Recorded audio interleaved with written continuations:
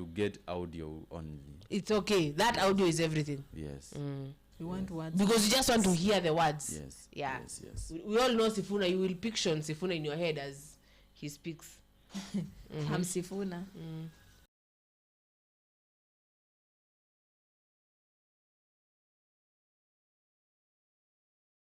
Because a conversation would have happened in which we would have agreed that, first of all, the president is going to rip up his bottom-up manifesto. And then we are going to rip up our Azimio manifesto. We come up with a document that encompasses the beliefs and the priorities of both political parties. What manifesto are these people going to implement? I heard the president very clearly yesterday. He said they are going to implement the bottom-up transformative manifesto. And I can assure you, Mbaadi has no idea what bottom-up means. Because he's a member of O.D.M. I know him. So for us, we needed to have a conversation first, to have a document that says, this is what we're going to do and this is the priority areas. For O.D.M, our priority areas have never changed. We are a pro-people party. We are not going there to talk about all these other things. For instance, Trevor, I as SG of O.D.M hold that the first thing I would do in government is to roll back all the taxation that has been imposed by this government. Is John Mbaadi going to be able to do that as a cabinet secretary for treasury? Without a framework, without a conversation. So do they have the blessing of the party? They do not. The position that we gave in the statement that I issued 2 days ago is that they are going to join government in their individual capacities. And we don't begrudge them. In fact, I wish them well.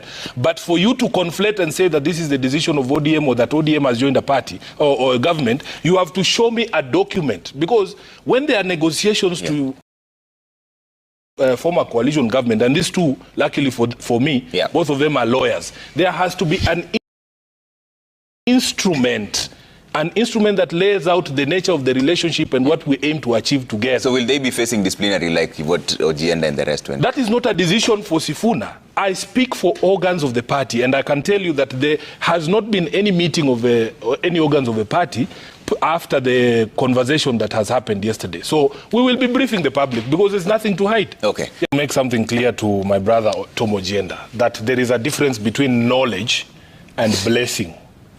When we issued the statement that we issued 2 days ago, we said that any member of O.D.M who's made themselves available for joining or appointment to government would be doing that in the individual capacity and without the blessing of the party.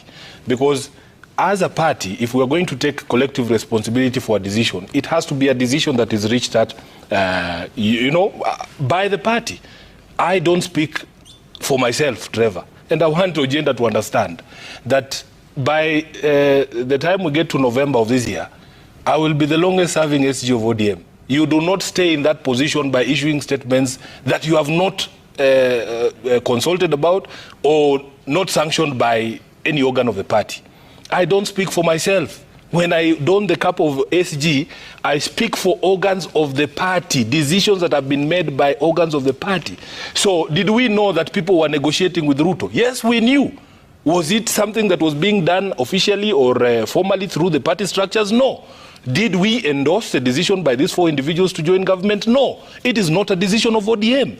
If you are getting into a government of national unity, you will show me a document. Trevor, even the much maligned handshake between Raila Odinga and Uhuru Kenyatta, there was a document.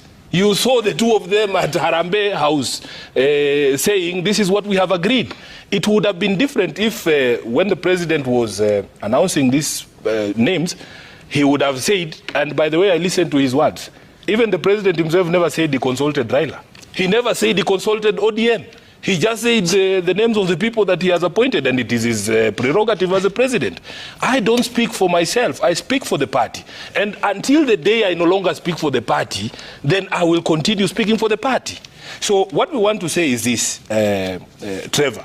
Number one, I expect that by the end of the day or before they go for vetting, we will receive resignations of these people from their positions in the party. That is my expectation, because the law is that they cannot go into cabinet as partisan members of political parties. Number two, if O.D.M was asked, if Raila Odinga was asked to present names of people who are capable of turning around this country and address the issues that have been raised by Gen Z, the Raila Odinga that I know will not present 4 names of all men. That one I can tell you for a fact. In fact, we have a very strong sentiment within the party. Even during meetings of a party, if you give 3 men to speak before a woman speaks, you will be in trouble. There is